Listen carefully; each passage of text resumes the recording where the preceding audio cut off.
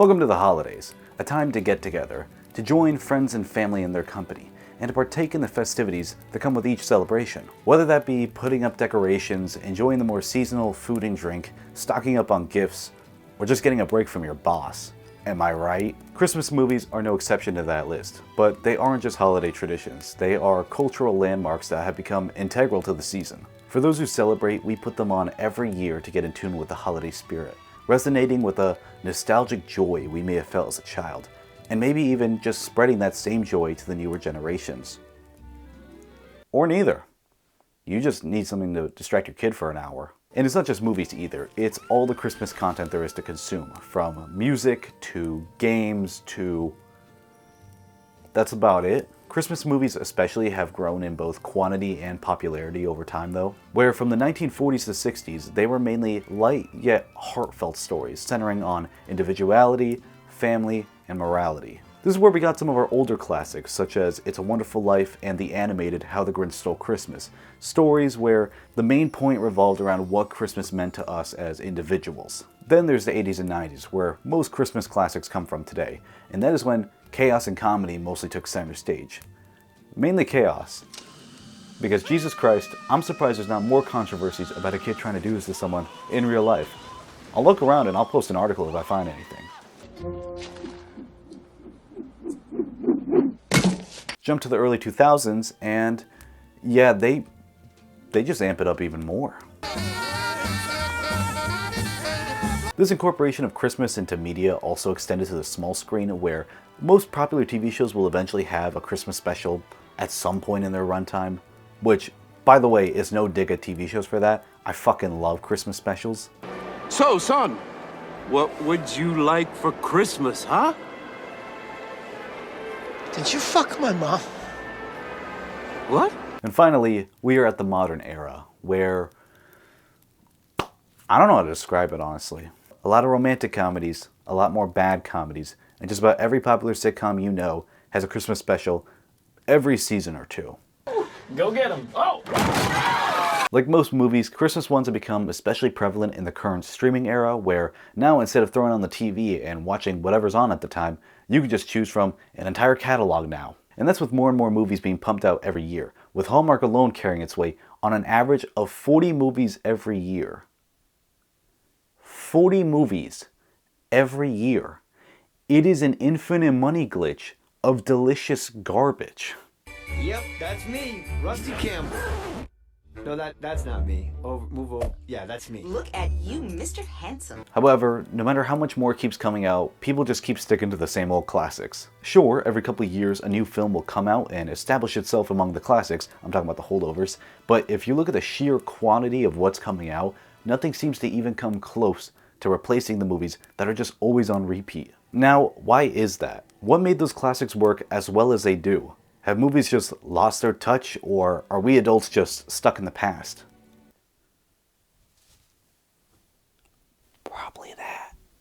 Now, there are a few reasons I think this has happened. The first and easiest to explain is that, like most genres, it's just too bloated right now. And that's mainly because of streaming. This freedom of being able to watch what you want when you want is infinitely better than cable. But it also makes it harder for newer shows and movies to get out there without being promoted by the platform's algorithm, or word of mouth doing most of the heavy lifting. This isn't to say that word of mouth wasn't strong back then either. If anything, it was probably stronger back then than it is now.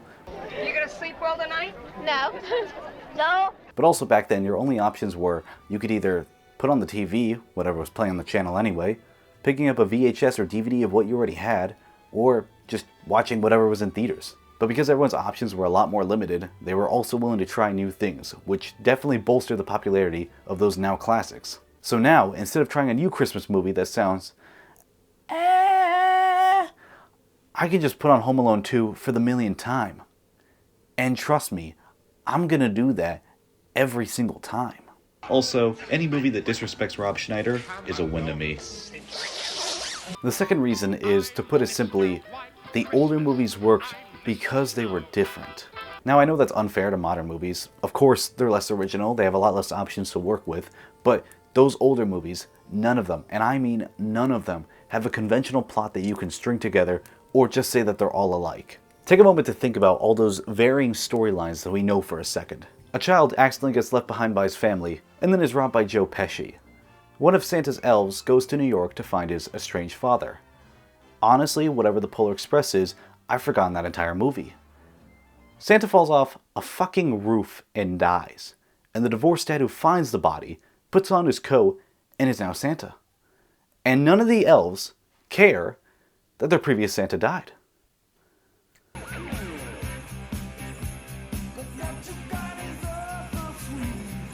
None of that sounds even remotely cohesive or that it should work, but they do because they accept the goofiness of its nature and it just works.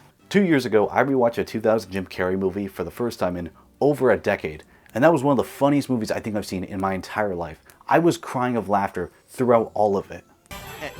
This is not pudding. And that brings me to my most obvious point.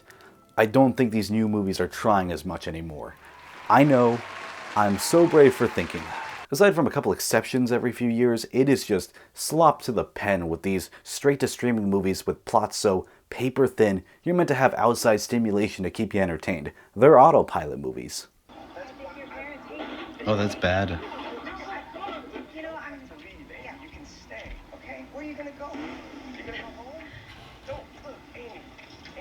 Oh, that's also bad. Or plain out, they're just not that interesting. Like Christmas horror movies. Like, what are we doing here, man? Come on. Or those few action movies where it's just John Wick, but with Santa rotoscoped on top. Safety's on, dipshit. Safety's on, dipshit. Sorry, Red One. I guess he didn't have to spend that $250 million after all. And much like the plots, this extends to the characters as well, where they're not nearly as memorable or interesting. You want to understand country music? You gotta say a little country. All right. No one's been a bigger perpetrator of this than, of course, Hallmark, where I have to once again emphasize their average of 40 movies a year. 24 this year, and 47 the year prior.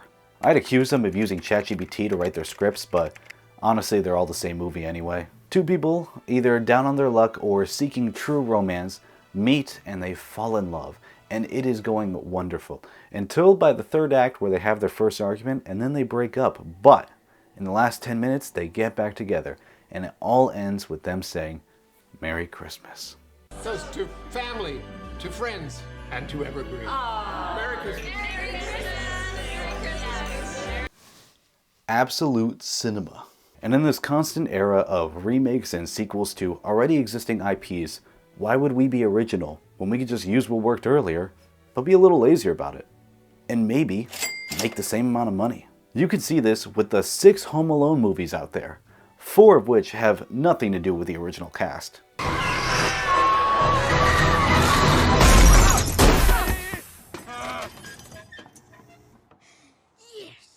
A core memory of mine is when I first came across one of these sequels as a child. I was at my aunt's place for a Christmas party, and I see my cousins watching a movie in the other room. So of course, I go join them. And I see this playing, and the whole time I'm thinking, it looks so familiar, but I know I've never seen this before. So I ask them, what are you watching? They say Home Alone. But that doesn't make any sense. I've seen Home Alone. I've seen both Home Alones. This isn't it. And it sucks. And that's when me, as a child, learned that movies can be bad. Here I come, you little brat.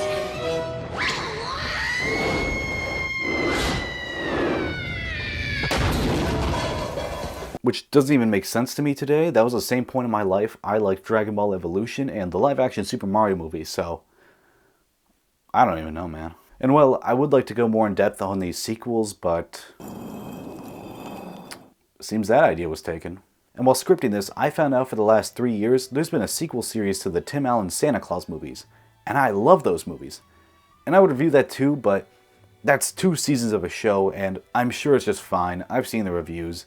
Besides, anytime I see Tim Allen now, I get reminded of the other presents he used to bring in his sleigh, one might say.